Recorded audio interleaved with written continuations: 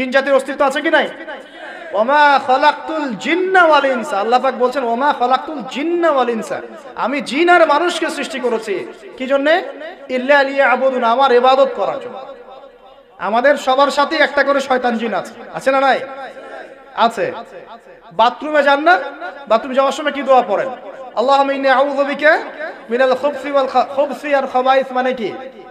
খুবসি আর খাবাইস মানে কি? দুষ্ট নোংরা জিন শয়তান। তো সুলাইমান আলাইহিস সালামের যুগ থেকে জাদুবিদ্যার চর্চা চলে আসছে এবং আমাদের নবী মুহাম্মদ সাল্লাল্লাহু আলাইহি ওয়াসাল্লামকেও কিন্তু জাদু করা হয়েছিল, জানেন না? আমাদের নবী সাল্লাল্লাহু আলাইহি ওয়াসাল্লামের মাথার চুল মোবারককে নিয়ে জাদু করেছিল এক ইহুদি মহিলা, ঠিক আছে?